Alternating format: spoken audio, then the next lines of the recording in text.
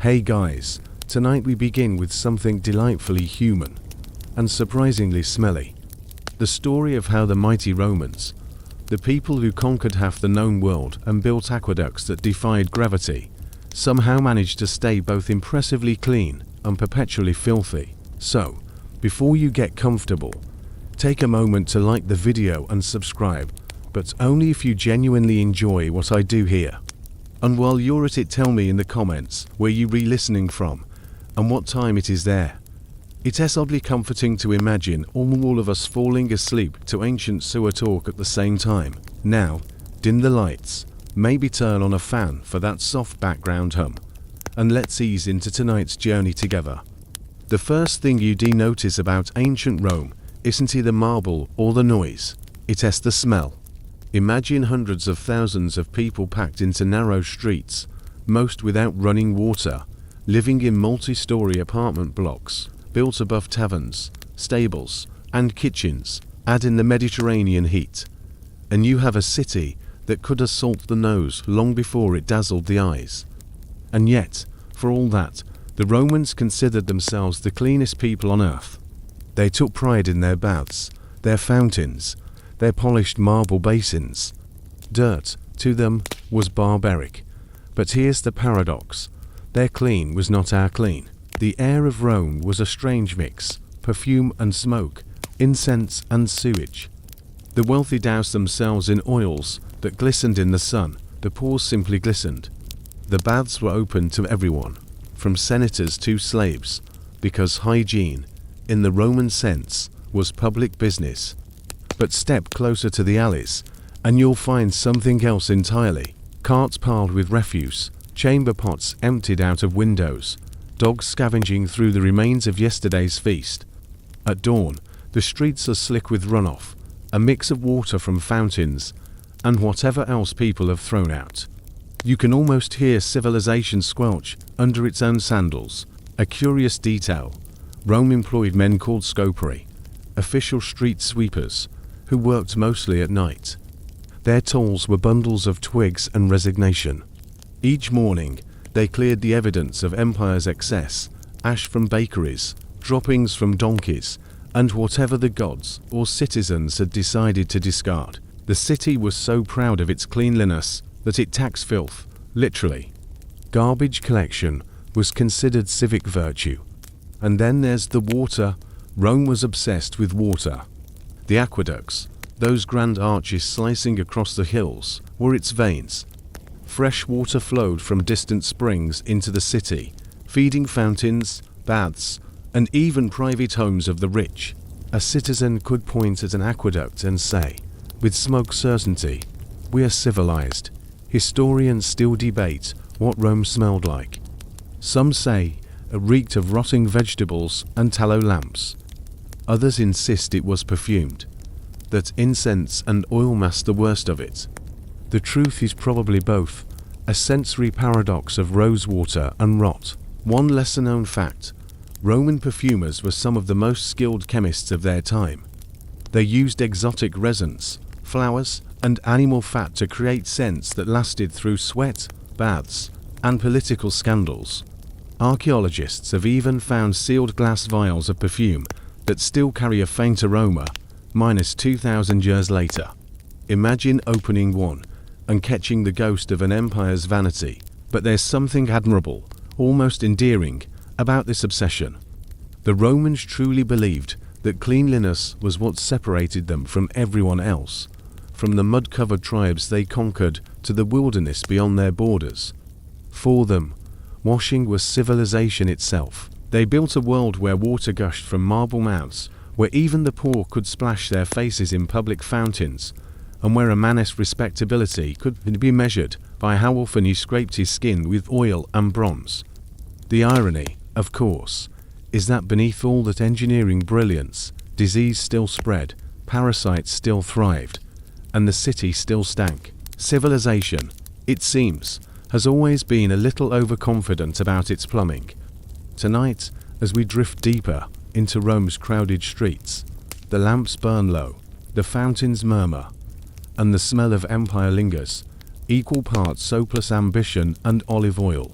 The bathhouses were the lungs of Rome, vast, echoing spaces where the empire came to breathe, gossip, and pretend everything was fine. There were thousands of them, from humble neighborhood baths to architectural wonders the size of small cities.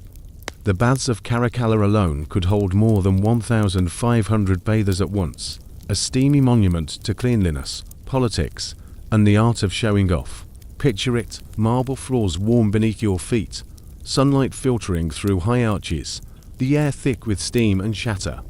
The sound of running water blends with laughter, argument, and the occasional philosophical debate shouted across the pool. Somewhere nearby, someone is singing off-key. Bathing in Rome wasn't a private ritual. It was a performance, equal parts hygiene, social hour, and public relations. Senators discussed policy in the tepidarium, merchants struck deals in the frigidarium, and poets recited verses in corners, hoping someone important was listening.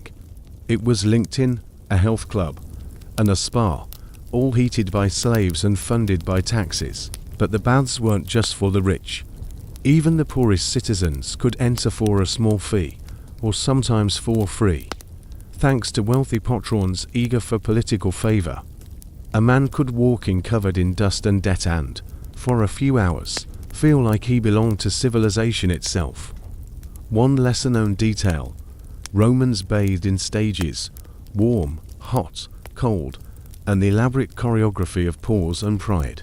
They'd first strip down, modesty optional, coat their skin in olive oil, and then use a small curved metal tool called a strigil to scrape off dirt, oil, and dead skin. Think of it as ancient exfoliation, part cleansing, part self-flaying. The discarded mixture of oil and grime was called filigo, bath sludge, and, disturbingly, sometimes collected and sold as a base for cosmetics. Nothing went to waste in Rome, not even other people's filth. The air in these baths was intoxicating: eucalyptus and sweat, soapless skin and rose oil. Slaves moved quietly among the crowds, pouring water, carrying towels, massaging shoulders. Professional bath attendants kept watch over your clothes, though theft was so common that graffiti in Pompeii warns, "Bather, beware your tunic." And then there were the sounds. Not peaceful trickles, but the roar of humanity at leisure.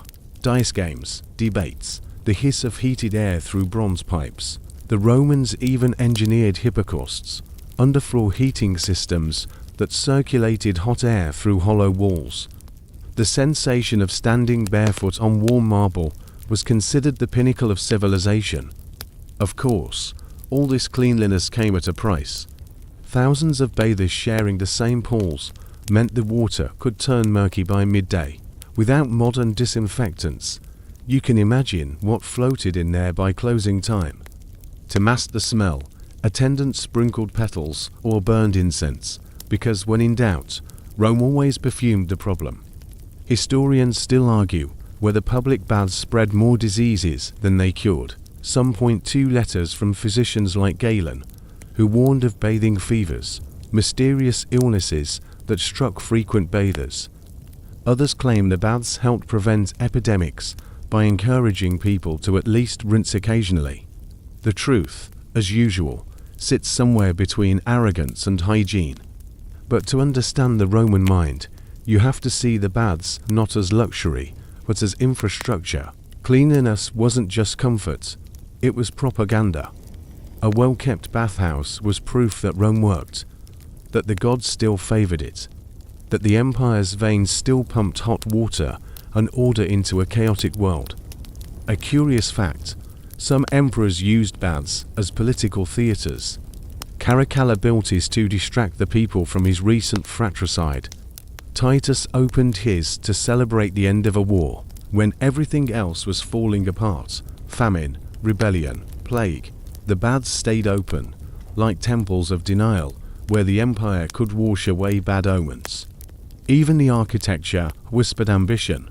Vaulted ceilings reflected sound so perfectly that a whisper could travel across the room. Columns gleamed with imported marble from Africa, Greece, and Asia Minor, an empire made visible in stone and steam.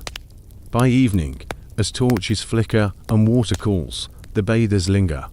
Old men tell stories of better days, lovers exchange glances through the mist.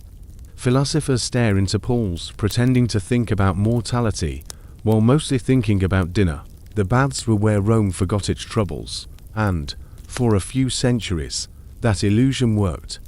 When they finally fall silent, centuries later, the empty halls will still echo faintly, as if the steam itself remembers the laughter. If a modern visitor wandered into a Roman bath expecting soap bubbles, lavender scents, and exfoliating sea salt, they'd be disappointed, or mildly horrified. Because the Romans, in all their brilliance, didn't use soap at all. They used oil. Olive oil, to be precise, thick, fragrant, and surprisingly versatile. In the Roman mind, oil did everything. It fed you, fueled lamps, polished statues, healed wounds, and yes, cleaned skin, sort of. Here's how it worked.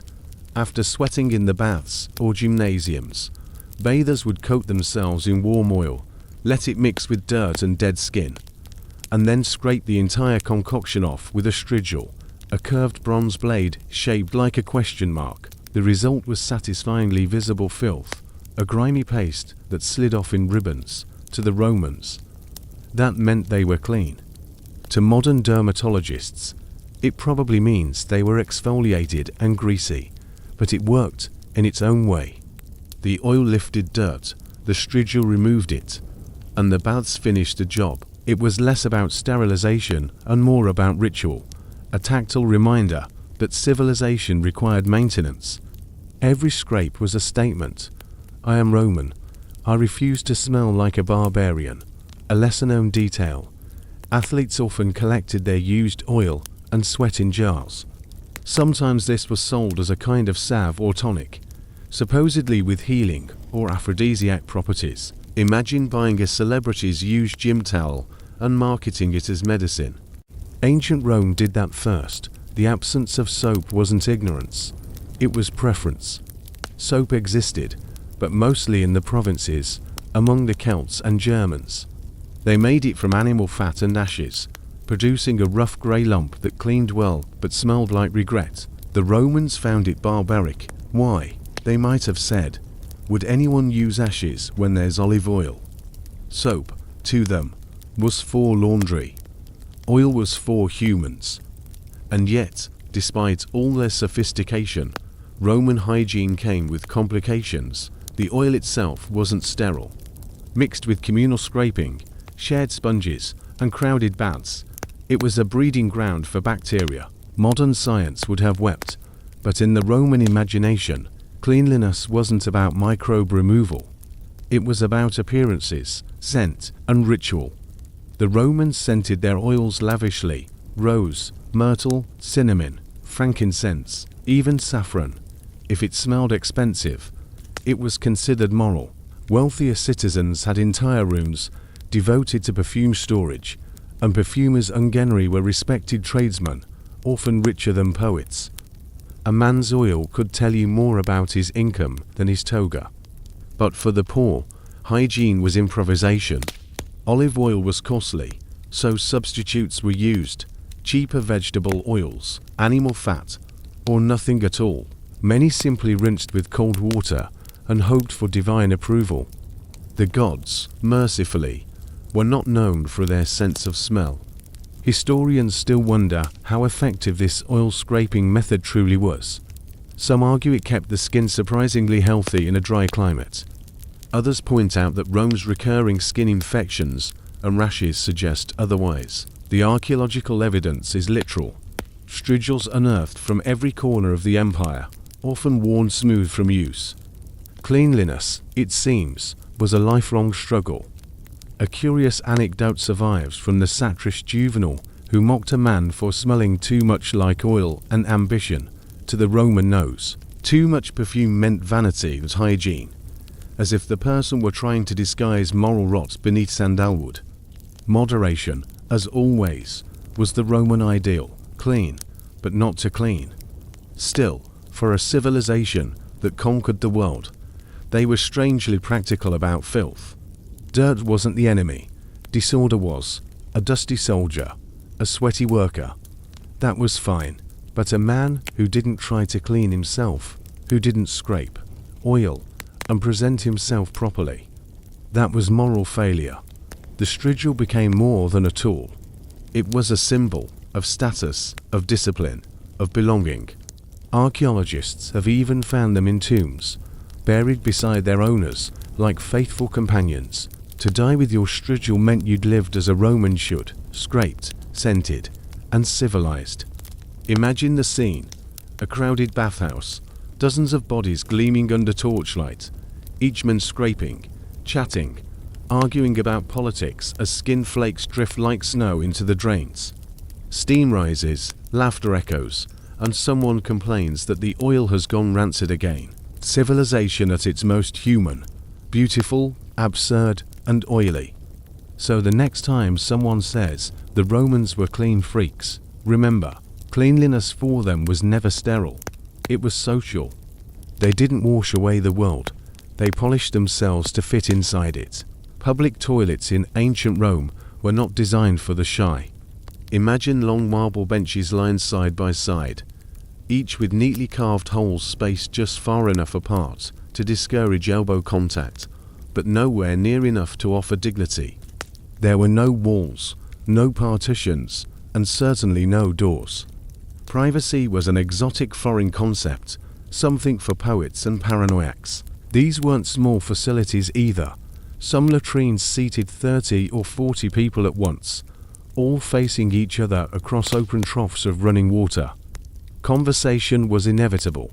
Politics, philosophy, gossip, business, all discussed between grunts and splashes. A man could lose a debate and his lunch in the same visit. It was democracy at its most unfiltered. Senators and slaves might not share a table, but they could share a toilet. The benches, smooth and cold, had two holes, one large opening for business, and a smaller one in front for cleaning with a sponge on a stick, the infamous dossorium. The sponge rested in a communal bucket of vinegar or salt water, ready for the next user. Modern readers tend to shudder at this. The Romans didn't. They believed the vinegar made it sanitary. It didn't, but faith is a powerful disinfectant.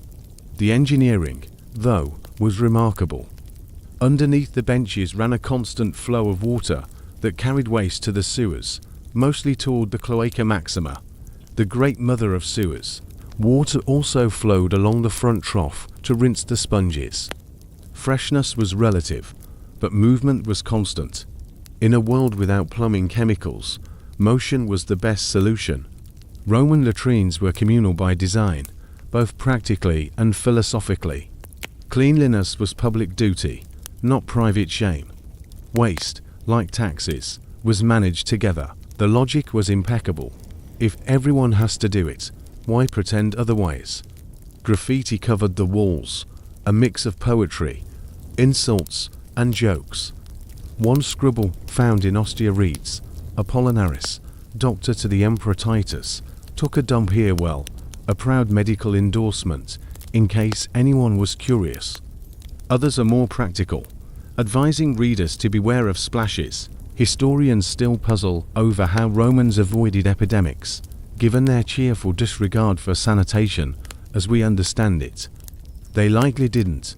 Intestinal diseases were rampant, parasites were common, but they accepted such misfortunes as inevitable, part of daily life like taxes or bad weather.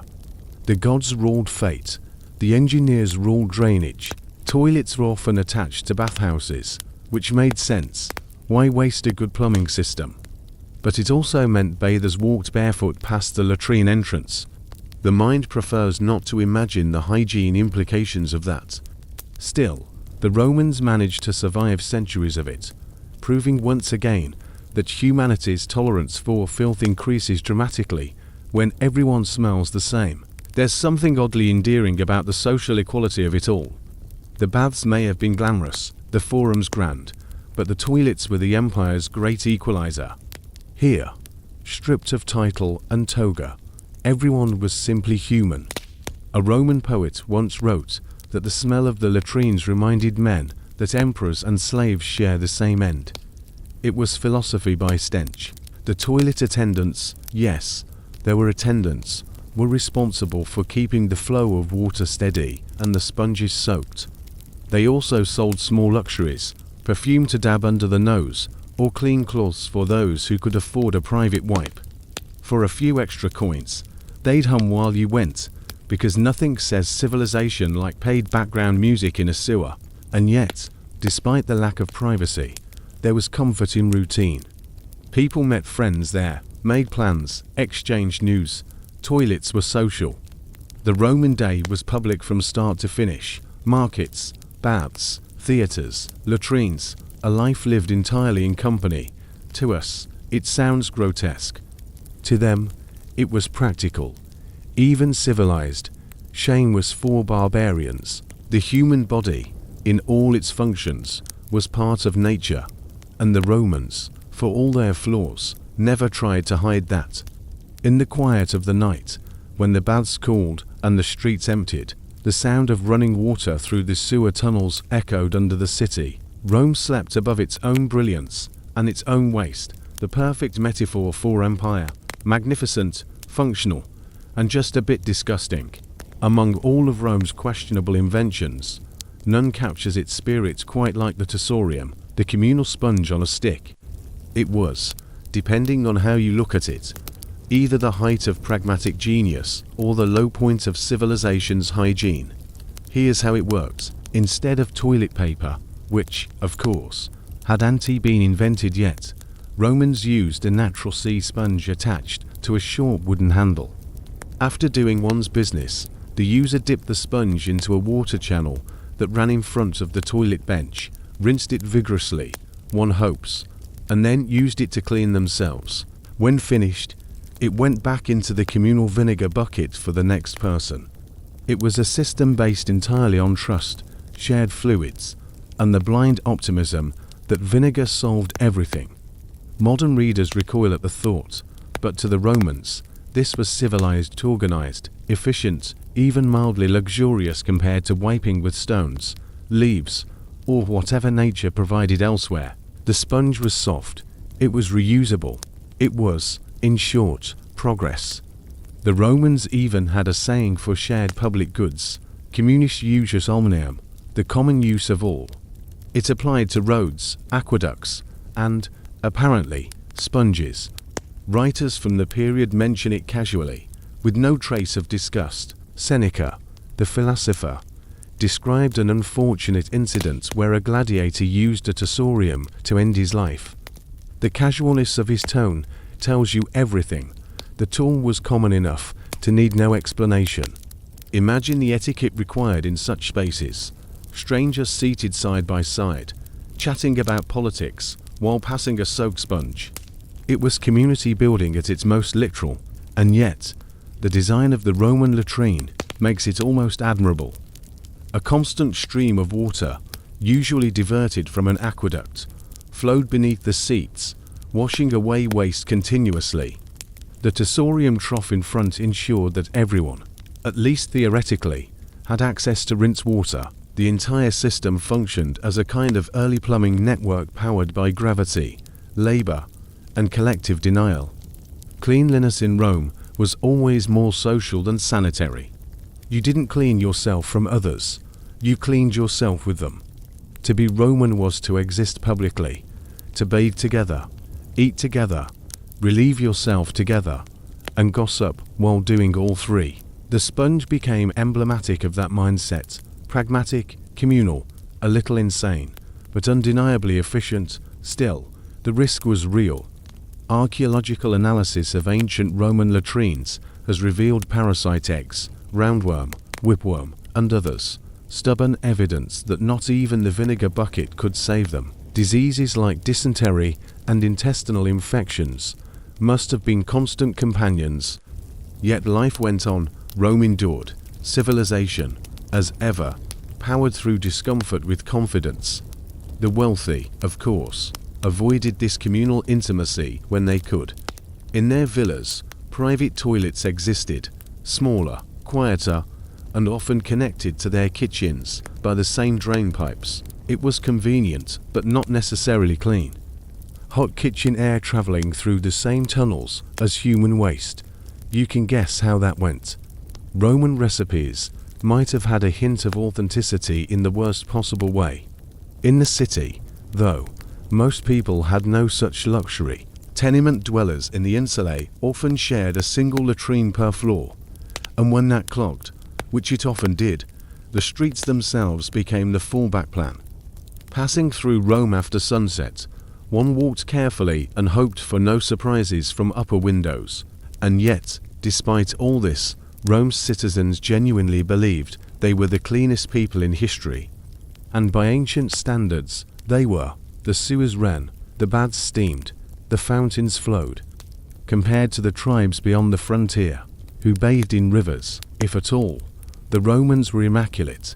It's easy to mock them from the future, but the truth is, their system worked for them. It wasn't about eradicating germs they didn't know existed.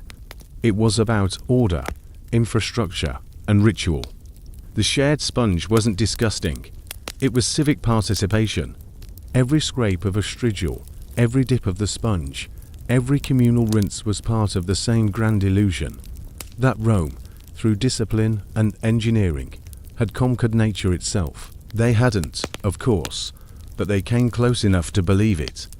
And perhaps that's what civilization really is, not the absence of filth, but the art of managing it confidently in public. By evening, as torches flicker and the last bathers leave, the latrines go quiet. Only the sound of running water remains, steady as a heartbeat beneath the marble benches. Even the tussorium, hanging in its bucket, sways gently, a humble relic of an empire that thought cleanliness could be shared. Beneath the bustling marble and mosaic of Rome, stood something extraordinary, the city's other empire, one made not of legions or laws, but of tunnels, stone, and steady water. The Romans called it the Cloaca Maxima, the Great Sewer.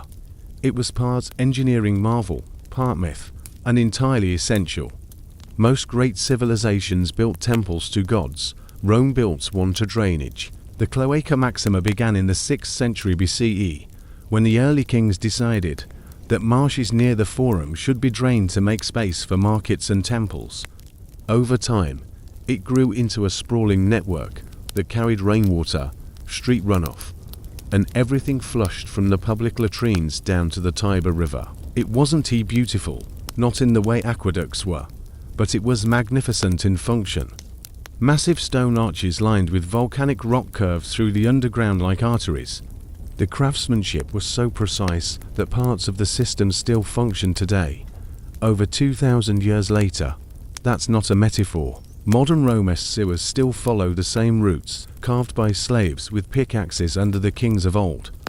To the Romans, this was more than plumbing. It was divine order made visible.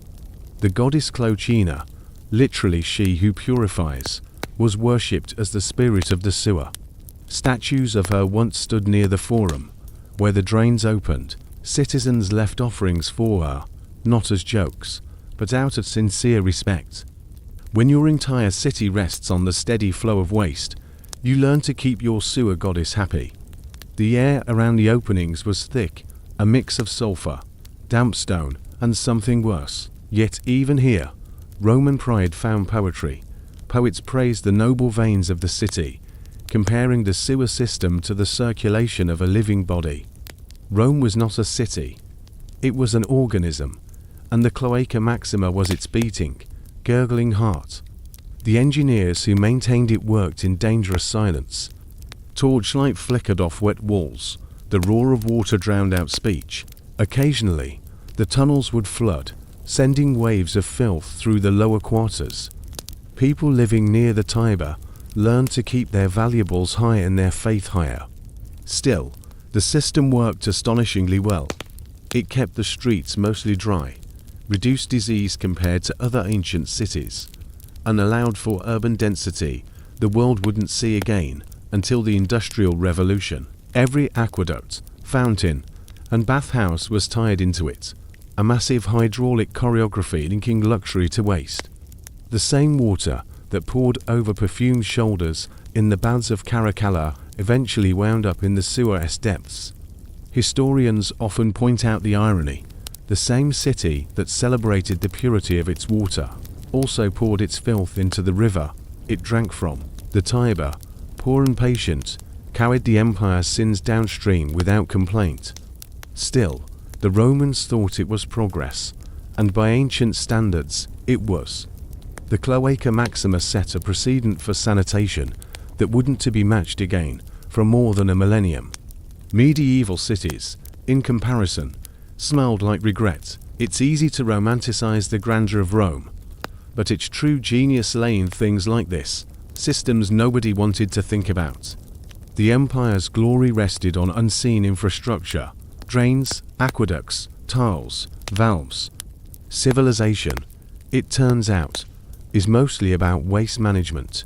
The so even entered politics, maintaining it became a symbol of virtue. Senators who funded repairs gained respect. Those who ignored it were accused of letting the empire rot, sometimes literally.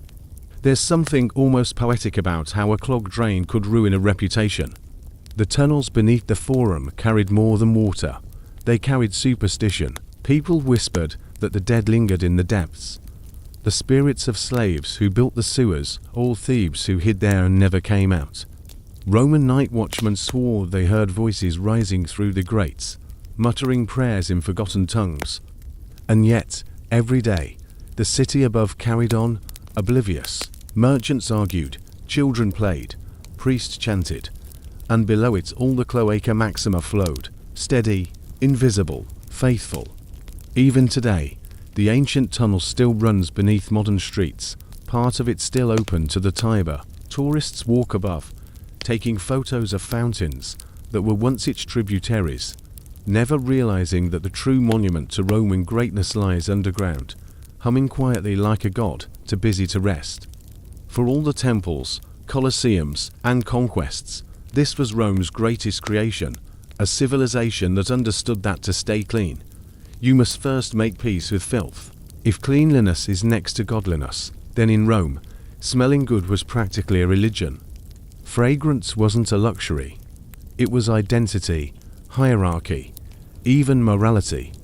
To walk through the city was to pass through layers of scent that told you exactly who everyone was before they spoke. The patricians, naturally, led the charge. Wealth had an aroma: frankincense, myrrh, cinnamon, saffron, and imported resins from Arabia and India. Men dabbed perfume behind their ears, on their wrists, and sometimes even on their sandals, so the scent followed their footsteps like an entourage. Women went further, perfuming their hair, jewelry, and sometimes even their clothes with oils pressed from rose petals or soaked in musk. A good scent meant culture, refinement, and wealth. Smelling natural was for animals and foreigners. But there was a fine line between elegance and excess. Romans admired moderation above all. Smell too strongly of roses, and people whispered you were effeminate. Smell like goat and dust, and they called you barbaric. It was a delicate social balance, somewhere between holiness and hygiene. For the working class, smell was more necessity than statement. The air of the markets was thick with fish, olive oil, smoke, sweat, and wet wool. Bakers carried the scent of yeast and soot. Fullers, the men who washed clothes in vats of urine, carried the scent of, well, something less poetic. But even they tried to mask it with cheap perfumes made of herbs or vinegar-soaked petals. Rome was nothing if not ambitious about improvement. The perfumers' quarter near the Via Sacra was one of the busiest in the city. The little shops overflowed with alabaster jars, glass bottles, and ceramic amphoras sealed with wax. The prices were outrageous. The more foreign the ingredient, the higher the prestige. A few drops of genuine Arabian myrrh could cost a laborer a week's wages. Still, customers came, because to smell poor was to be poor. Even the public baths were saturated with fragrance. After scraping their skin clean with oil and strigil, bathers would anoint themselves again, undoing all that cleanliness with perfume. The air shimmered with vapor and scent, an invisible cloud of ambition and insecurity. Rome, for all its engineering genius, ran on vanity, but scent wasn't just cosmetic, it was cultural. Smell marked class, region, even religion. Pagan rituals burned incense to please the gods. Early Christians, meanwhile, frowned on perfume, calling it vanity. The soul, one preacher scolded, should smell of virtue, not roses. He was ignored, naturally. In the Senate, the scent of power was literal. The marble halls reeked of expensive oils. Politicians wore fragrance as armor, the olfactory equivalent of rhetoric. You could tell who had money, who was nervous, and who was lying just by standing close enough. And then there were the athletes and soldiers, the unglamorous backbone of Rome. Their hygiene was simpler: olive oil, scraped off after training, and maybe a rinse in cold water. Soldiers were actually encouraged to stay somewhat smelly. It was thought to inspire fear in enemies and discourage lice. The Roman army, history's most efficient machine, may have smelled like a wet leather boot left in the sun. What's fascinating is how seriously the Romans took all this. To them, smell wasn't an afterthought. It was part of moral order. The philosopher Seneca once complained that the city smelled of wine and cheap perfume, a sign, he said, of decadence. Cleanliness, in the Roman mind, was both physical and ethical. To stink of effort, of honest labor, was forgivable. To stink of luxury was sign. Still, everyone perfumed something. Even temples had their own signature fragrances: burning pine resin, myrtle, and sweet smoke that clung to worshippers' clothes long after they left. Smell became a kind of invisible architecture, connecting gods, citizens, and filth through the same scented air. It's worth imagining what Rome actually smelled like at noon in midsummer.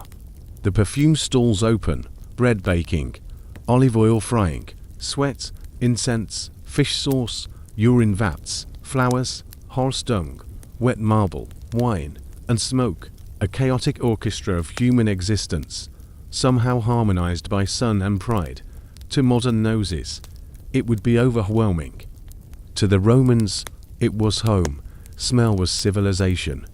The empire may have been noisy, brutal, and arrogant, but it understood something profoundly human, that people remember through scent. Long after a building crumbles or a name fades, smell lingers, memory made invisible.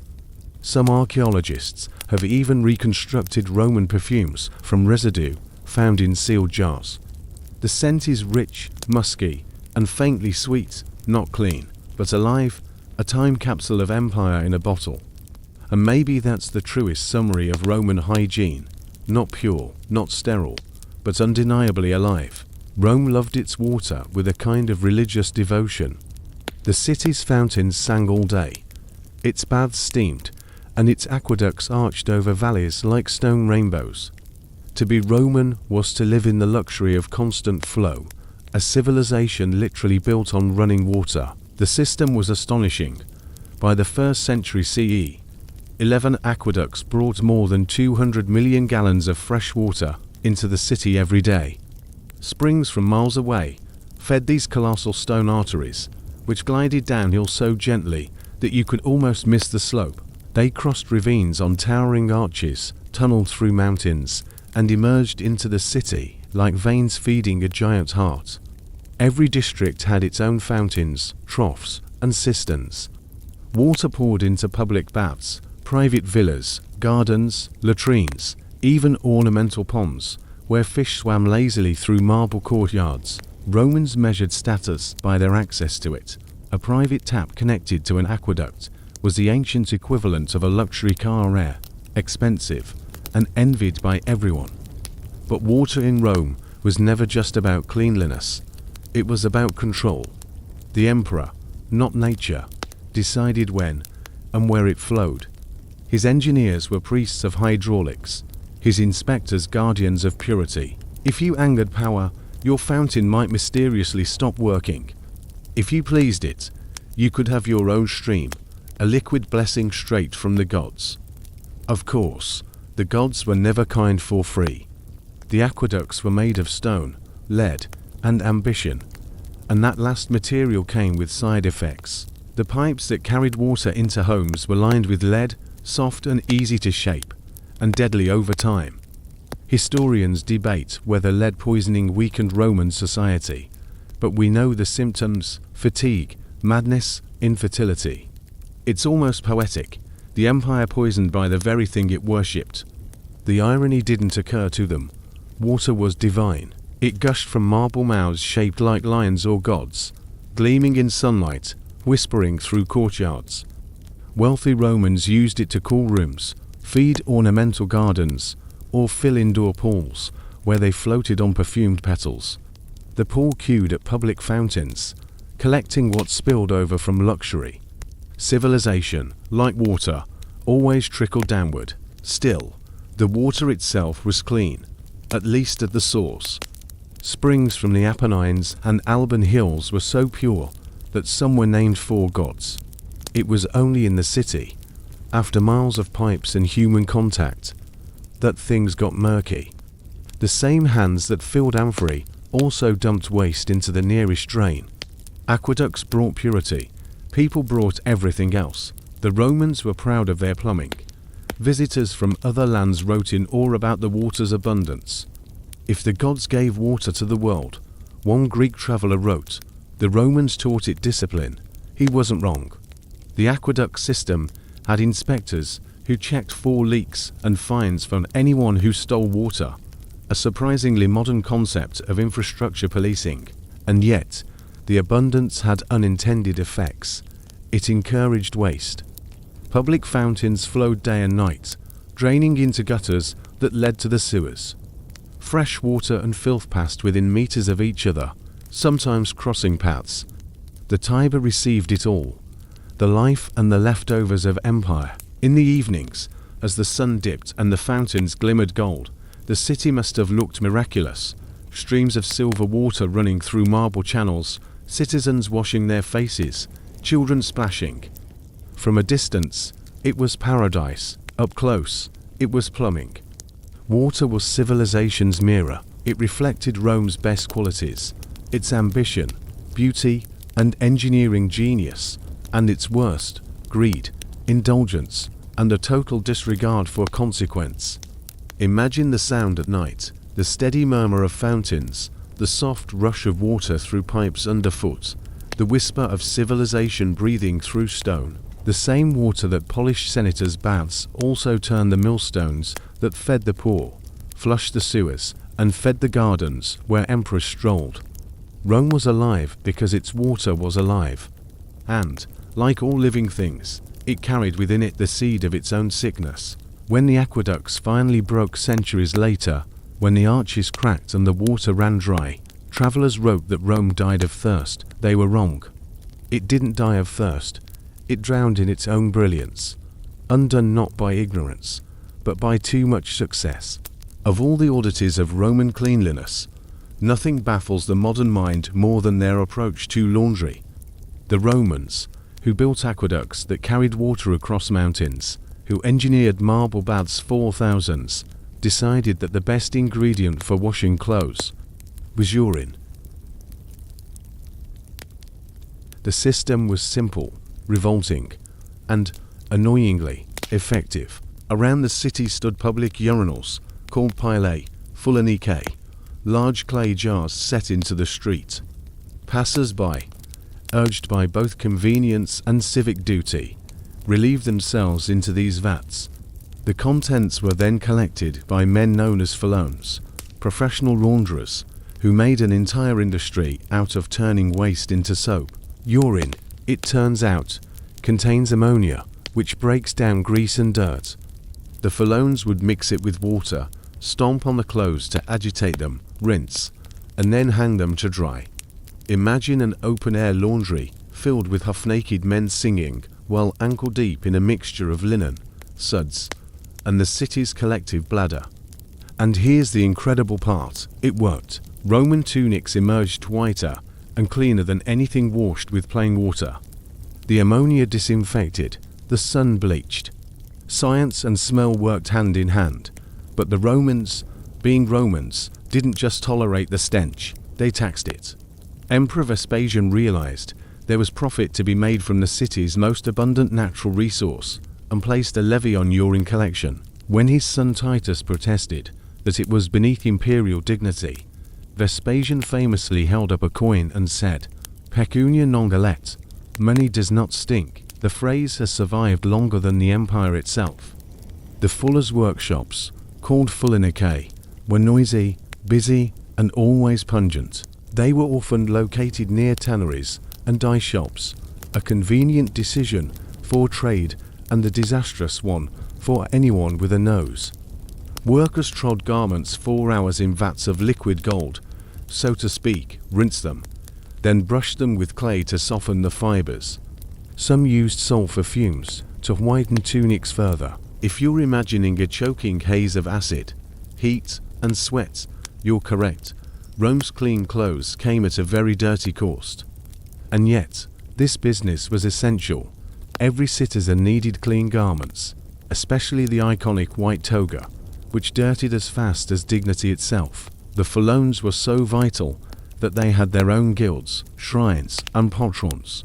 In Pompeii, entire blocks were dedicated to them. Their frescoes depict smiling workers stamping on laundry, proud of their craft, proof that even the stinkiest professions can carry pride when wrapped in Roman practicality. Romans didn't hide the smell, they normalized it. Laundry shops were part of the city's rhythm, like bakeries or bathhouses. People joked about them, complained about them, but couldn't live without them. It's one of the strange contradictions of Roman life. A culture obsessed with fragrance built its cleanliness on the power of urine. The rich, of course, outsourced the labor. They sent slaves to the fullinikae with bundles of tunics and collected them later, freshly pressed and perfumed. The clothes of the elite returned home scented with lavender oil or rosewater, masking their humble chemical origin. Rome ran on hierarchy, even in hygiene. The emperor might not touch filth, but he still owed his spotless toga to the man who did. It's easy to laugh at this now, but the system was ingenious, a perfect cycle of waste, water, and work. The Romans found use for everything. Nothing in their world was truly worthless. You can almost picture it. The midday sun over a bustling street, vats steaming water, sloshing workers, singing as they stamp, and somewhere in the distance a poet trying to compose verses about love, while gagging on the smell of productivity. The fuller's trade captures the essence of Rome, practical, unromantic, efficient, and completely unbothered by disgust. Civilization, for them, was not about avoiding filth. It was about mastering it. And so, every clean toga, every gleaming tunic, was a quiet victory of human stubbornness over the natural order, a reminder that even in the world's most elegant city, cleanliness always came with a stench. There was a quiet irony in Rome's obsession with hygiene. The cleaner the city looked, the sicker it sometimes became. Beneath all that marble and order, disease moved invisibly, not through rats or magic, as they believed, but through the very systems that made them proud. The public baths were the heart of this paradox. Every day, thousands soaked in warm, unfiltered water, sharing everything from gossip to microbes. Steam filled the halls, carrying droplets from one bather to another. Each exhale a tiny act of contagion. People came to cleanse themselves and left slightly more disease than before. Physicians like Galen warned about this, writing that the baths soften the body and invite illness. He wasn't entirely wrong. Warm water opened pores, and whatever floated in the communal pools went straight in. Still, the baths stayed full. Romans preferred comfort to caution. If the gods wanted them dead, so be it. At least they'd die clean. When plagues struck, they struck hard. The Antonine plague of the 2nd century, likely smallpox, killed millions, soldiers, slaves, emperors alike. The city's fountains kept flowing. The baths stayed open, and priests burned incense in the streets to purify the air. The irony is almost painful. They believed smell carried disease, and so they fought epidemics with perfume. Incense sellers became overnight millionaires. So did undertakers. The poor suffered worst. packed into the insulae, tall, overcrowded apartment blocks where waste buckets emptied into alleys, and one infected cough could travel through the building faster than any messenger. The streets shimmered with sewage when it rained, and the smell, that unmistakable mix of water, rot, and resignation, settled over the city like weather. Still, Rome refused to stop bathing. To stop was unthinkable. Cleanliness was identity. Empire might bend, gods might fail, but hygiene was Roman. During the plague of Cyprian in the 3rd century, the bishop of Carthage described people dying by the baths, and yet hurrying to them still. The baths became both sanctuary and trap, a place to escape death by walking straight into it. The government's response was, as always, impressive on paper. Priests held processions, doctors advised moderation in bathing, eating, and optimism. Emperors blamed the gods. The engineers, meanwhile, simply kept the water flowing. No one considered closing the baths. It would have been like closing civilization. And yet, the plagues changed something in Rome's soul. The old confidence began to crack. The people who once saw hygiene as proof of divine favor now started wondering whether luxury itself was the curse. By the late Empire, philosophers and preachers began turning against the culture of bathing. Stoics warned that pleasure weakened discipline. Early Christians went further. They said the baths corrupted the spirit. Modesty replaced pride. Water, once sacred, became suspect. A few Roman writers, though, remained defiant. To live, one said, is to wash away death each morning. That stubborn optimism lingered, the belief that order, routine, and oil could hold chaos at bay. It's strange how history repeats itself. Every civilization, at its peak, builds public baths, and every one of them eventually learns that water can't wash away mortality. Still, there's something deeply human in their denial. Imagine standing in the vast, steamy hall of the baths of Caracalla, the echoes of voices rising, the water shimmering gold in the lamplight, knowing that outside, half the city lies sick, and yet, for one blissful hour, everyone inside believes they are safe. That was Rome's greatest illusion, not that it conquered the world, but that it conquered decay. When the plagues finally passed, the survivors emerged thinner, humbler, but still perfumed. The baths reopened, life resumed. Rome had learned nothing and everything all at once. Because that's the real story of Roman hygiene, not the triumph of cleanliness over filth, but of human hope over reason. Cleanliness in Rome didn't end with water or oil. It extended into beauty, vanity, and illusion. Hygiene became art, and the human body, a canvas of empire. Cosmetics weren't just for women. Men and women alike painted, plucked, powdered, and perfumed themselves. Appearance was morality in marble form. Smooth skin meant control, pale complexion meant wealth, and neat grooming meant Roman virtue. The empire conquered with armies, but ruled through aesthetics. The Roman morning began not with prayer, but with the mirror. Wealthy citizens sat in small, sunlit rooms, surrounded by trays of creams, powders, tweezers, and combs. Slaves, trained in the delicate science of beauty, worked like surgeons, applying pastes, trimming nails, and perfuming hair. Faces were smoothed with lead-based powders to achieve that famous marble pallor, because nothing said, "I don't labor like looking slightly ghost-like." Lead, unfortunately, was poisonous. Over time it caused wrinkles, anemia, and in some cases, madness, but it produced the ideal look. The Romans loved pale faces framed by dark eyes and bright lips. The contrast symbolized elegance, and so, generation after generation, they poisoned themselves politely in the name of beauty. The ingredients of their cosmetics were as creative as they were horrifying: ashes, vinegar, chalk, saffron, crushed rose petals, ant eggs, crocodile dung, and even ground pearls. Hair dyes were made from burnt walnut shells, leeches fermented in vinegar, or, for the very brave, a paste of pigeon droppings. Perfumes mixed with animal musk or ambergris turned heads and stomachs. But it wasn't all madness.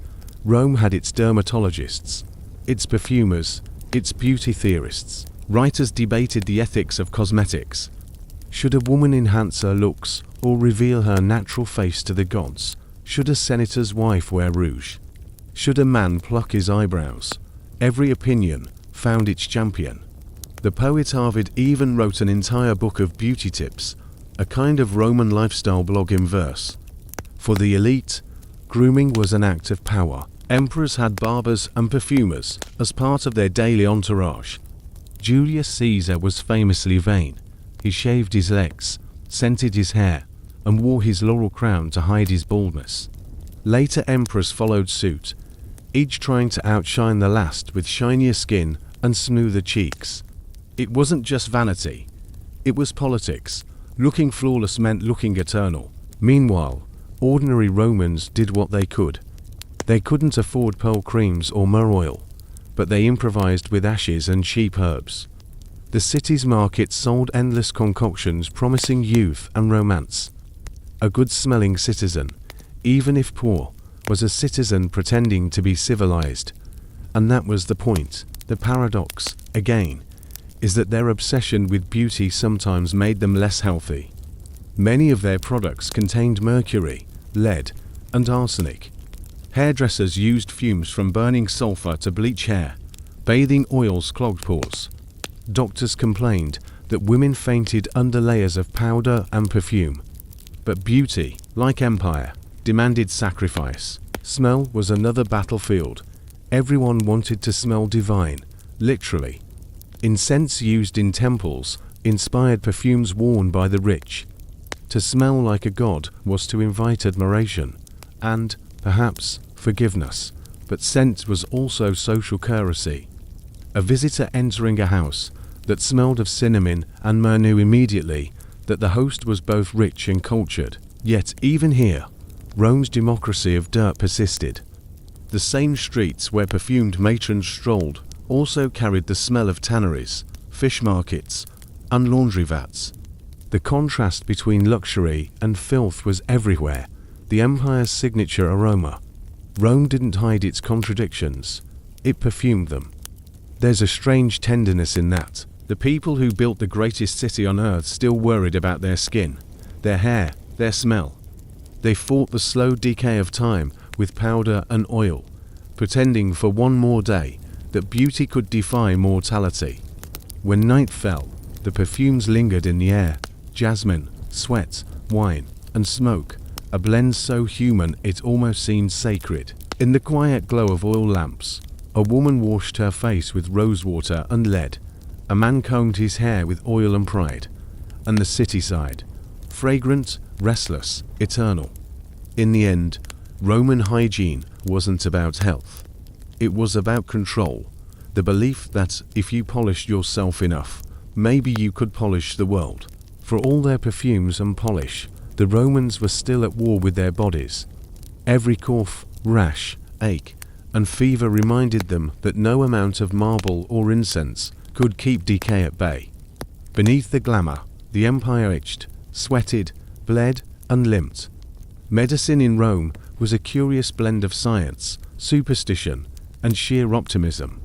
It began with the Greeks, whom the Romans alternately admired and mocked.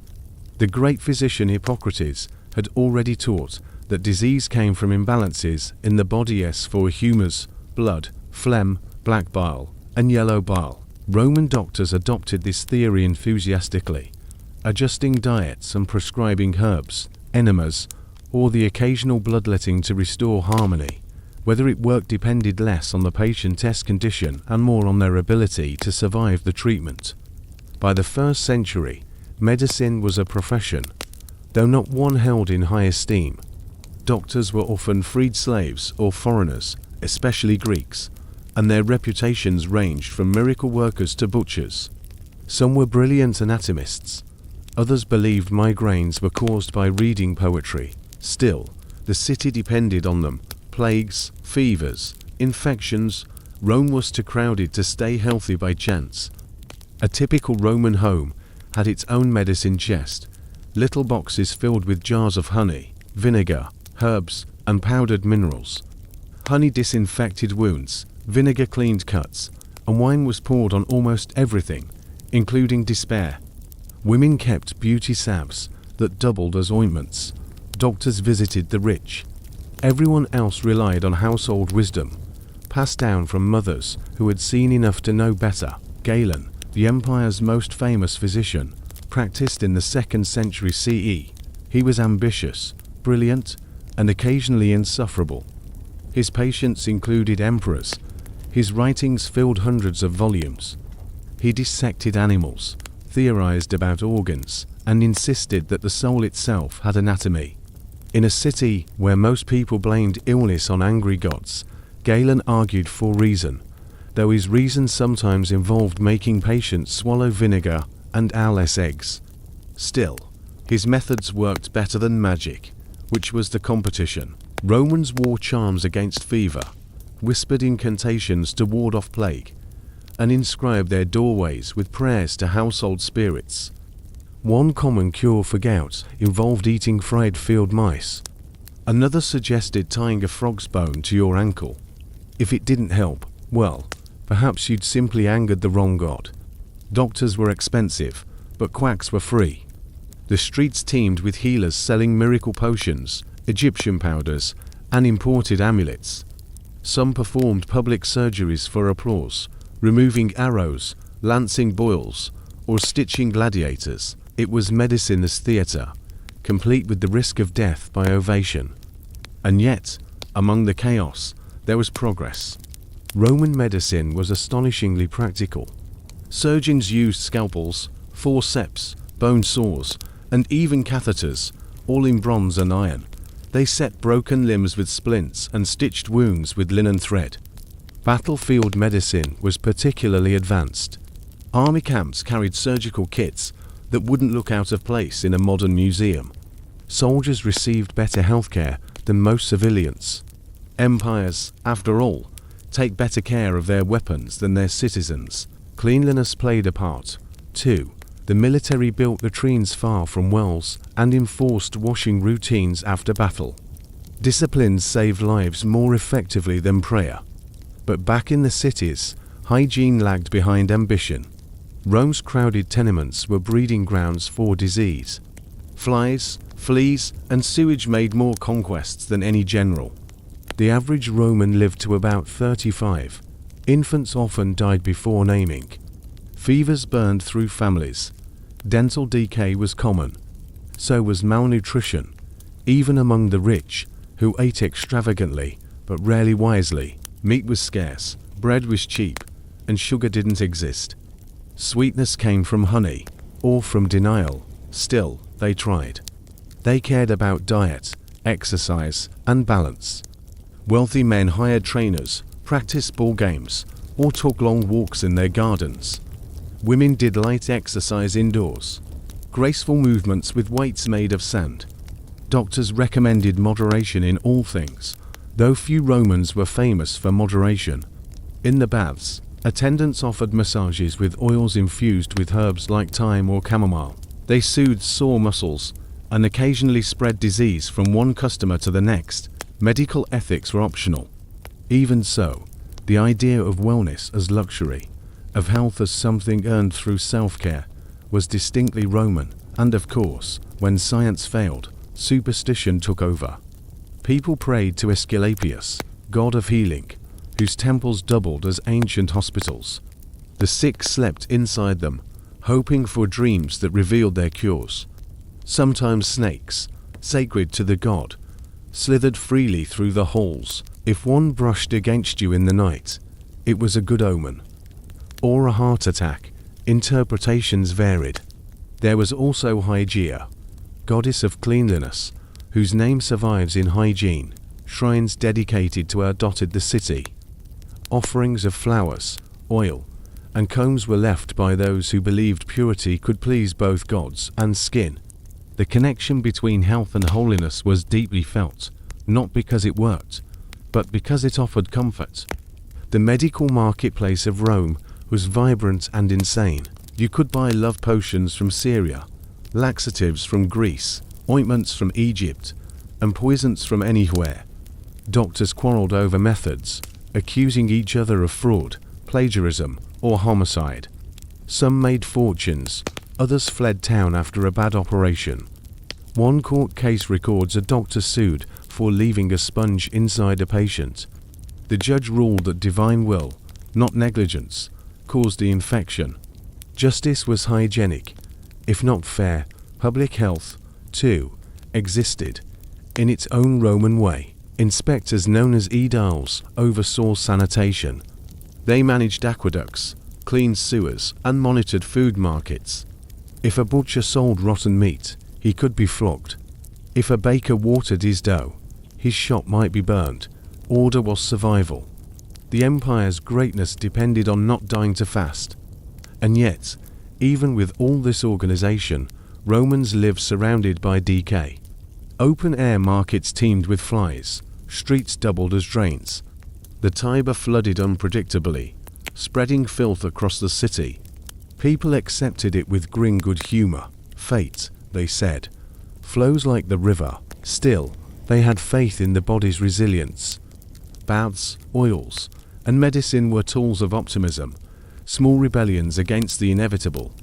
When Galen's patients asked if they would live, he often replied, "You will, unless you die," a line both cruel and comforting, perfectly Roman in its pragmatism. Domestic remedies filled the gap between miracle and medicine. Housewives boiled herbs for cough syrup, rubbed garlic on wounds, or fed feverish children wine mixed with honey and pepper. Everything was worth trying once. Cabbage was said to cure almost anything, including headaches, hangovers, and heartbreak. The Stoics would have approved. To live in Rome was to live surrounded by contradictions, lavish baths and filthy streets, expert surgeons and fatal cosmetics, philosophy and plague. Their hygiene was both genuine and delusional, a civilization that could heal wounds with surgical precision while poisoning its face with lead. But that's what made it human, and beneath all the superstition and bravado, they did leave a legacy. Roman medicine, through Galen and his followers, shaped the next 15 centuries of Western thought. Their instruments, their theories, their hospitals, all echoed into the Middle Ages. Even their mistakes became tradition. It took the world nearly 2 millennia to unlearn half of what Galen believed. But for all their errors, they built something rare, faith in reason. In an age ruled by gods, they dared to think the body could be understood. They couldn't cure everything, but they tried. They cut open flesh, mixed potions, and wrote notes in careful Latin. Desperate, curious, alive. And maybe that's the essence of Roman hygiene. Not perfection, not purity, but persistence. The baths, the ointments, the doctors, the prayers, all of it was an endless attempt to hold death at arm's length. Imagine a sick room in a Roman villa. The shutters are half closed. The air smells of oil and wine, time and sweat. A doctor leans over a patient, whispering reassurances that he half believes. Outside, the fountain murmurs, the city hums. Somewhere, a perfumer is bottling hope, a fuller is stomping laundry, a priest is blessing the sewers. The empire continues, as always, half miracle, half infection, beautifully alive in its imperfection. When the old gods began to fade, Rome's relationship with cleanliness changed too. For centuries, washing had been an act of civic pride, a kind of citizenship through steam. To bathe was to be Roman, but as the empire's soul shifted from marble temples to candlelit chapels, water started to mean something else entirely: temptation. Christianity arrived quietly, like a whisper through the aqueducts. At first, no one took it seriously. The early Christians were a strange lot, humble, poor, uninterested in politics or perfume. They gathered in catacombs, preached charity, and washed each other's feet instead of their entire bodies. Their God didn't seem impressed by scented oils or polished skin. He preferred humility, a word no Roman had ever found much use for. But slowly, as the empire cracked under the weight of invasions, inflation, and fatigue, humility began to sound reasonable. Bathhouses, once full of laughter and politics, started to feel like shrines to a dying world. The same marble halls that had echoed with gossip and steam now seemed to echo with sin. Christian writers condemned public bathing as a theatre of vanity and lust. Better to cleanse the soul, they said, than to wash the flesh. Priests warned that the baths encouraged indecency, bodies to visible, voices to playful, soap to sensual. The faithful began to fear water that wasn't holy. The church didn't ban bathing outright, but it changed its meaning. Purity became spiritual. Cleanliness was no longer proof of civilization, but of surrender to God, not marble. The great baths fell silent, their tiles cracking under dust.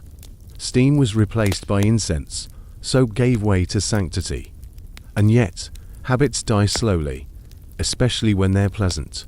Many Romans, even the newly devout, kept their washing rituals in secret. They justified them with scripture. After all, baptism required water, didn't it? Monks bathed on holy days. Nobles maintained private baths under the guise of piety. In truth, no one wanted to give up the comfort of being clean. They just learned to feel guilty about it. The shift from sensuality to sanctity transformed more than hygiene. It changed architecture. Churches were built where baths once stood. Aqueducts, once symbols of civic order, became instruments of salvation. Holy water replaced running water. The same motion, pouring, cleansing, blessing, endured, but its meaning inverted. Rome didn't abandon its rituals, it rebranded them. The new faith brought new superstitions. Water blessed by priests was thought to cure illness, drive away demons, and even preserve corpses. People drank it, sprinkled it on fields, and stored it in jars. The more miraculous it seemed, the less anyone cared whether it was actually clean. By the 6th century, public baths had become suspicious places, remnants of a sinful past. Many were converted into monasteries or granaries. Some became ruins, their pools filled with weeds. A few survived as ghostly echoes of luxury. Travelers wrote of entering old bathhouses where statues of Apollo still stood, headless, but golden in the dust, as monks chanted psalms nearby. Civilization was molting, shedding one skin for another. In this new moral order, smell itself changed meaning. Once a sign of refinement, perfume now suggested pride. The righteous were supposed to smell like work and humility. The rich, however, clung to their fragrances, draping sanctity in sandalwood. Bishops complained, but soon joined in. A little myrrh on the robe was, after all, only fitting for the glory of God. Hypocrisy, like dirt, is hard to wash off. The language of purity moved inward. Wash your heart, preached St. Augustine, and you need no bath. He had once lived in Carthage, a city famous for its perfumes and fountains, and knew exactly what he was rejecting. Yet even Augustine confessed to missing the feeling of being clean. The body's memory, like the empire's, was stubborn. By the early Middle Ages, hygiene had all but vanished from Europe. The great aqueducts crumbled, their arches grazing the sky like broken ribs. The sewers clogged, fountains ran dry. Bathing became rare, not because people didn't want it, but because it carried the scent of sin. A clean body was vanity, a dirty one, virtue. Monks recorded proudly how long they went without washing. One chronicler boasted that a saint had never defiled himself with a bath. Civilization, having been to clean for centuries, decided to balance the scales. But even in decline, Rome's old habits refused to die completely. The Byzantines in the east kept their baths open, perfumed, and busy, insisting they could be both Christian and clean. In Constantinople, priests and bathers shared water as easily as prayers. The Empire's second Rome remembered what the first had forgotten, that filth does not make faith stronger. In the West, however, the ruins of Rome stood like cautionary tales. People whispered that demons haunted the empty baths, that steam carried the voices of fallen emperors. Children were warned not to play near the old sewers, lest the goddess Clochina drag them into pagan darkness. Where once flowed water, now flowed myth. It's tempting to laugh at all this, but the change was profound. The Romans had believed that hygiene could build civilization. Their Christian heirs believed civilization had failed precisely because it worshipped hygiene. One sought purity through plumbing, the other through repentance. And somehow, both were sure they were right. The irony, of course, is that Rome never stopped influencing the very world that rejected it. Medieval monasteries, despite their vows of poverty, adopted Roman sanitation designs, cloisters with running drains, heated baths for the sick, and latrines with water channels. Monks, in their quiet practicality, rediscovered the value of cleanliness long before anyone dared to call it virtue again. But something essential had changed. Where the Romans once washed to feel alive, their descendants washed to feel forgiven. There's a strange poetry in that, how the same act can shift meaning entirely. A man stepping into a bath in the year 200 might have thought, I am a Roman. A man stepping into one in the year 800 might whisper, God, make me pure.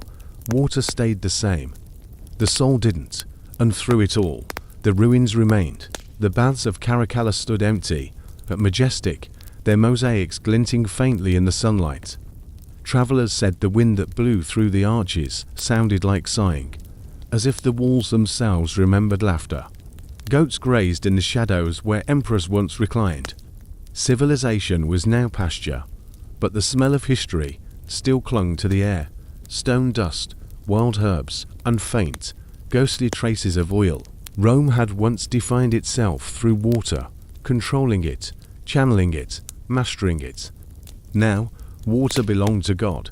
The empire's plumbing had become the church's metaphor, and if that meant 1,000 years of filth, well, at least the soul stayed clean. By the time medieval pilgrims reached the crumbling city, they described it not as a place, but as a dream. The fountains were silent, the sewers dry, but the bones of aqueducts still stretched across the hills like reminders of a lost perfection. Here, one monk wrote, the earth remembers being washed, and maybe it still does. By the time centuries had passed, Rome's obsession with cleanliness seemed to have washed away, but only on the surface. Beneath the soil, the city was still alive, holding its breath under layers of ash, dust, and memory. The ground itself had been keeping secrets, waiting for patient hands to dig them out. Archaeologists like to say that Rome never really died. It just sank. Every time a wall crumbled, people built another layer on top. The city became a vertical timeline, republic resting over empire, empire over ruin, ruin over rebirth. Beneath modern cobblestones run pipes, channels, and drains that once carried the rhythm of ancient life. When someone today turns on a tap in Rome, the water still follows some of those same paths. Civilization, it seems, leaves plumbing as its longest-lasting ghost. When the explorers of the 18th and 19th centuries began excavating the ruins, they didn't expect to find a civilization so practical. They came in search of statues and frescoes, not drains. Yet what emerged from the earth astonished them. A city built as much for water as for people. Aqueducts, sewers, latrines, and bathhouses appeared like the bones of a forgotten organism. A city beneath the city, one early visitor wrote, with veins that still remember how to flow. The baths of Caracalla were among the first to be uncovered, vast, echoing halls of brick and stone, open now to the sky. The floors still shimmered faintly with mosaic fragments. The underground furnaces that once heated the water were intact, blackened but proud. When the wind blew through the ruins, it made a low sighing sound, as if the walls themselves remembered the warmth of steam. The discovery of Rome's hydraulic genius became an obsession. Scholars traced the aqueducts across valleys and mountains, measuring their impossible precision. Even broken, they commanded awe. No pumps, no engines, just gravity and discipline. The same laws of physics that guided planets had guided Roman water. And then came the surprises. Lead pipes by the mile, corroded and black inside. Scientists, centuries later, would prove what the ancients never guessed. The empire's elegant water system was slowly poisoning its people. The same lead that gave pipes flexibility also leached into their drinking water. Perhaps it wasn't the barbarians who doomed Rome, but the plumbing. Civilization, it turned out, had a dark sense of humor. Still, even the poison pipes couldn't spoil the wonder. Excavations revealed the small, intimate details of hygiene: mirrors, bronze strigils, combs, perfume bottles sealed tight for 2 millennia. A few even retained faint traces of scent. When one archaeologist opened a jar in 1904, the room briefly filled with something floral and warm. "It smells," he wrote, "like memory." Pompeii became the crown jewel of discovery, a snapshot of cleanliness frozen mid-motion. Entire bathhouses survived there, down to the marble tubs and carved faucets.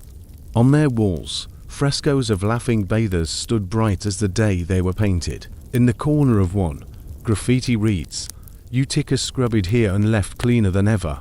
The handwriting still curls like a smirk. But the ruins didn't just reveal hygiene, they revealed humanity. Toilets lined up side by side, graffiti scratched into walls, jars of ointment beside combs, and sponges left in corners, fossilized in filth. It was all strangely touching. For centuries, history had reduced Rome to statues and battles. The dirt told a truer story. The empire wasn't just marble. It was muscle, sweat, and steam. The engineers of the 19th century studied those ruins like scripture. Cities from London to New York redesigned their sanitation systems in imitation of ancient Rome.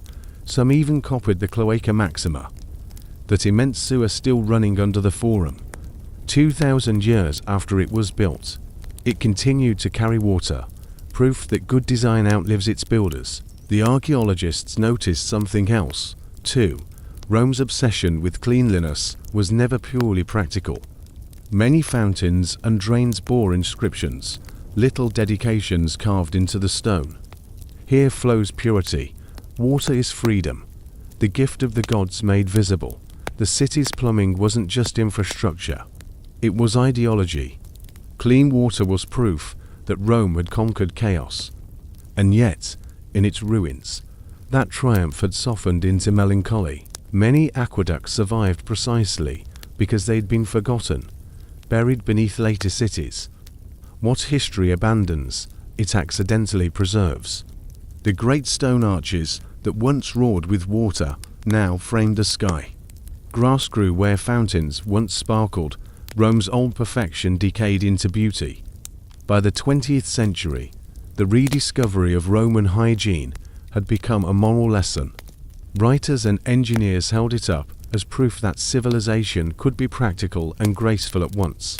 Museums displayed combs, ointment jars, and bits of pipe as relics of lost balance, reminders that the ancients had been both brilliant and blind. The lead pipes fascinated people the most. They became a symbol, the fatal arrogance of progress. Rome's water had been pure when it left the mountains. It was poisoned only after men improved it. The story felt uncomfortably modern. Yet there was something deeply human, even comforting. In these ruins, beneath all the grandeur, the aqueducts and sewers spoke of daily life, of people who wanted clean water, warm baths, and pleasant smells. The same desires that fill modern cities echoed through those stones. It wasn't conquest or philosophy that endured. It was plumbing. Even now, modern Rome drinks from aqueducts built by emperors. The Aqua Virgo, constructed in 19 BCE, still feeds the Trevi fountain. The Cloaca Maxima still drains into the Tiber. Tourists throw coins into fountains that trace their ancestry to the same springs that once filled imperial baths. History flows in literal continuity. There's an odd serenity in that thought, that for all our modern technology, we still live on the infrastructure of ghosts. The stones that carried Caracalla's bathwater now carry espresso runoff from rain. The pipes hum softly, eternal and indifferent. Rome's real eternity is not its empire, but its maintenance. Standing in the ruins today, You can feel that continuity in the air. It's cool underground, the smell faintly metallic, limestone, moss, and old water. The tunnels still echo with the slow pulse of trickling flow. Above, sunlight filters through cracks in the ceiling, falling on walls streaked with lime deposits like veins. The silence isn't empty, it hums. You can almost hear the city breathing through its buried lungs. The Romans believed cleanliness was civilization, that water, ordered and tamed, proved their superiority over chaos. And though their marble has crumbled, the idea survived them. Every modern faucet, every drain, every flush carries a whisper of that same faith. When you walk through the baths of Caracalla today, birds nest where philosophers once argued. Grass grows between the tiles, yet the designs still make sense. The symmetry, the logic, the flow. Even abandoned, it feels purposeful. The ruins remind us that civilization doesn't end when it breaks. It endures in the systems that once kept it alive, and perhaps that's why we keep digging. We aren't just unearthing plumbing, we're unearthing hope. A reminder that even when empires crumble, something still works beneath the rubble. The pipes still carry water, the sewers still flow, the earth still remembers how to be clean. Rome's ruins don't mourn their past, they hum softly in the present, a steady, underground hymn to the human need for order, beauty, and a good rinse. If Rome had one defining delusion, it was this, that water could wash away time.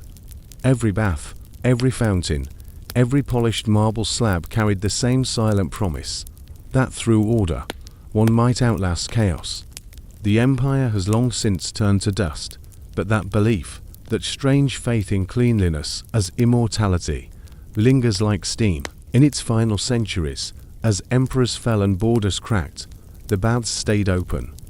When senators vanished, the water still flowed. The aqueducts carried purity to a city rotting from within. Even as invaders marched through broken gates, the sound of fountains still whispered down empty streets. It must have been surreal, a civilization collapsing in slow motion, while the plumbing continued to hum. The Romans had built a system so efficient, it outlived its purpose. Water did not care about politics, it obeyed gravity, not emperors. It flowed through marble channels long after the empire's voice went silent. When the Goths cut the aqueducts, the city didn't scream. It simply exhaled, one last sigh through its drains. Civilization's heartbeat faded into trickles. Afterward came the silence, 1,000 years of dust settling over pipes that once sank. The great baths filled with rubble and weeds. Grass sprouted in the tepidarium. Pigeons nested where patricians once perfumed their skin. The empire's pride returned to earth, quietly, almost gracefully. And yet, time is not unkind. It doesn't erase, it transforms.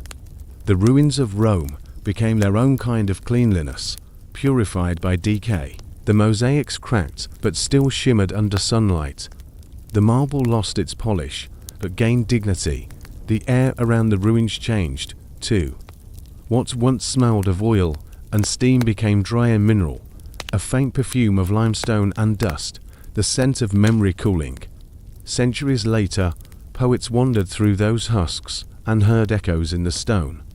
They wrote of how Rome had bathed the world and drowned in its reflection. Philosophers stood under the arches of old aqueducts and saw metaphors everywhere, for ambition, for vanity, for the futility of trying to master nature with geometry. Even the engineers, standing amid ruins that still refused to collapse, couldn't help but admire the stubbornness of stone. It is easy to mock Rome's extravagance, its perfumed senators, its marble baths, its fountains dedicated to gods of plumbing, but there was a deeper wisdom beneath the vanity, the recognition that civilization is not measured by power, but by the way it manages filth. Rome understood that chaos always begins in what we neglect, the gutters, the drains, the forgotten corners where decay starts quietly. In that sense, the Romans weren't just clean, they were vigilant. Their downfall wasn't a failure of engineering, it was a failure of imagination. They believed that pipes could replace principles, that aqueducts could carry morality as easily as water. They forgot that systems are only as pure as the people who tend them. The sewers didn't collapse, the citizens did. Still, what they left behind became humanity's blueprint for order. The very idea that a city should have running water, public sanitation, and baths for everyone, that cleanliness was not luxury, but duty, began here. Every modern faucet, every tiled bathroom, every bottle of soap descends from their marble ancestors. The ritual of washing hands, of scrubbing off the day's weight, is a fragment of Rome's lost religion. Walk through modern Rome, and you'll see that the old faith survives. The fountains still sing, not sacred, but still reverent. The Trevi's cascade glitters with the same clarity as the Aqua Virgo that feeds it, the same water Augustus once used to fill his baths. People toss coins into it now, a ritual of luck rather than purity, but the motion is the same, offering water to time, begging for one more return. The ruins themselves seem calm about their fate. They don't mourn what's gone, they rest in it. There's a serenity in decay, a kind of perfection the Romans never reached while alive. Their arches frame the sky, their baths hold silence like a liquid. Their broken columns have become fountains for birds and rain. Nature, ever patient, has finished what the engineers began, balance restored through neglect. And yet, when you stand inside one of those empty halls, the air still feels warm. The walls hold echoes of breath, of chatter, of dripping oil and splashing water. You can almost see the silhouettes of bathers moving through mist, the gestures of a civilization that believed comfort could be eternal. It's strange, but comforting, how something so mortal could feel so peaceful in ruin. The paradox of Roman hygiene is that it made the empire both strong and fragile. Clean water made life longer, but also softer. Baths built community, but dulled the edge of hardship. The same civilization that tamed nature eventually forgot how to live without it. When the aqueducts broke, no one remembered how to dig wells. When the pipes cracked, so did the illusion that order was permanent. Still, Rome never really disappeared. It just changed temperature. The cold baths of decline became the warm memory of continuity. Even when Europe forgot how to bathe, it never forgot that once people had known how. The ruins kept whispering, the stones kept teaching. And today, when someone in a distant city steps under a shower, lets the water run over their shoulders, and feels briefly reborn, that moment, that sigh, that simple human relief, is Rome still alive? Because in the end, Roman hygiene wasn't about cleanliness. It was about hope. The belief that you could rinse away exhaustion, corruption, even mortality, if only for a moment. The baths didn't just clean bodies, they reset spirits. For a few quiet minutes each day, everyone was equal, senator and slave, perfumed and sweating, united under the same steam. That is what made it sacred. Not the marble, not the water, but the illusion that humanity could share something pure. And maybe that's the most Roman thing of all, to build eternity out of something fleeting, steam, scent, light, and believe, fiercely, that it will last. So perhaps Rome didn't fall, perhaps it simply exhaled, leaving its warmth in the air, carried by time like perfume.